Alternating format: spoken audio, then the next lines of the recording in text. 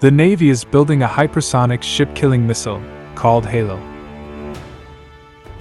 Defense giants Lockheed Martin and Raytheon were both awarded contracts totaling $116 million between them by the U.S. Navy to separately develop prototype ship-sinking hypersonic missiles designed to sink ships hundreds of miles away for a program known as HALO, a hypersonic air-launched offensive. The competing initial design proposals are due in late 2024. This likely to be scramjet-powered weapon, also known as Objective Anti-Surface Warfare Increment 2 in Navy budget documents, would be carried by the service's carrier-based F/A-18EF Super Hornet and F-35 Lightning jet fighters and perhaps future successors. It's expected to fly farther and much faster than the current long-range anti-ship stealth cruise missile. The focus on anti-ship capabilities reflects the focus on a potential conflict with China in the Western Pacific Ocean.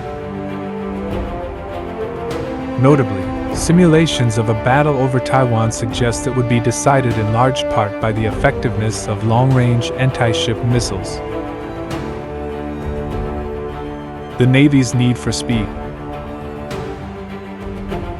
Strictly speaking, a hypersonic missile could describe any weapon that exceeds 5 times the speed of sound, i.e. traversing a mile per second, but practically. The term applies to 2 modern concepts. The first is a missile that releases hypersonic gliders that skip just on top of the Earth's atmosphere. The Navy's current hypersonic weapon program is a hypersonic glide vehicle weapon called Conventional Prompt Strike, which, at least initially, appears primarily designed to hit static surface targets. These large weapons will be deployed in the vertical launch cells of U.S. Virginia-class submarines and Zumwalt-class stealth destroyers. However, HALO's approach is for a lower-flying conventional cruise missile that uses ramjet or scramjet propulsion. Such engines are extremely efficient at sustaining high speeds because they use onrushing supersonic airflow for compression instead of a compressor. They usually require separate boosters to accelerate them to high speeds in the first place. The Navy currently has 2 premium anti-ship missiles, the very stealthy AGM-158C long-range anti-ship missile, and the longer-range Maritime Strike Tomahawk. Additionally, it also deploys shorter-range Harpoon and Naval Strike missiles. All of these weapons are subsonic, meaning they fly below the speed of sound.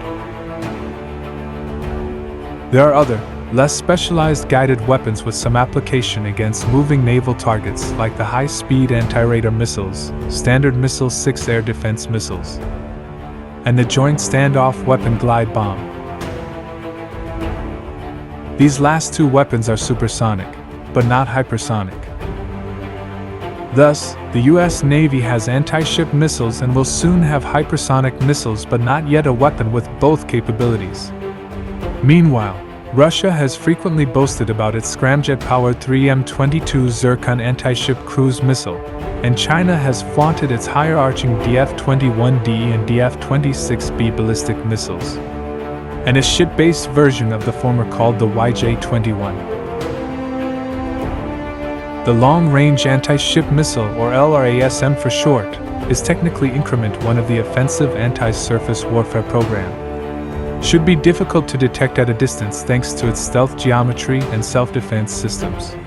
Furthermore, the LRASM benefits from guidance by both radar and infrared seekers that distinguish different types of ships, as well as jam-resistant GPS for navigation.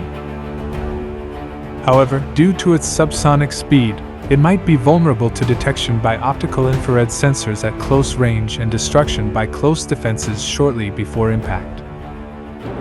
It's worth noting LRASMs currently have a range believed to lie between 230 to 350 miles, but likely can have that extended to 500 miles.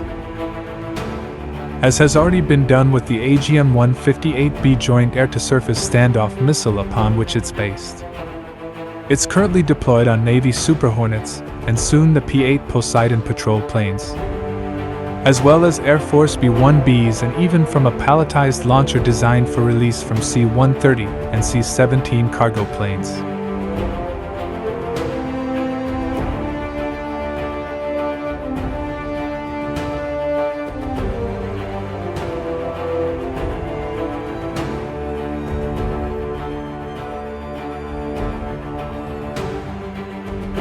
It will also eventually make its way to the Mark 41 launchers on surface warships as well.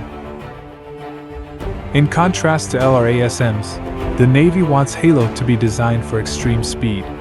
Warships tend to have powerful air defense radars and multi-layered air defense systems with dozens of missiles and multiple close-defense Gatling cannons.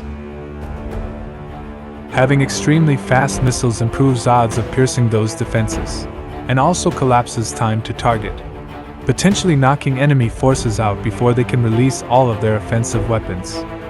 A Navy program document claims Increment 2 is aimed at countering 2028 threats, likely a reference to Russia and China's powerful air defense and anti-ship capabilities, which are sometimes described as anti-access area denial A2/AD weapons due to their enormous range. Because fielding the Halo missile isn't expected until 2028 to 2030, the document says an interim upgrade of the LRASM to the LRASM 1.1 standard will take place before then. The Navy already recently introduced a cheaper, land attack capable model called the LRASM C3. Whether Halo's enormous speed is truly more reliable at penetrating enemy defenses than the long-range anti-ship missile's slower stealth is unclear, however. But just to be sure, the Navy wants to have both options on the table.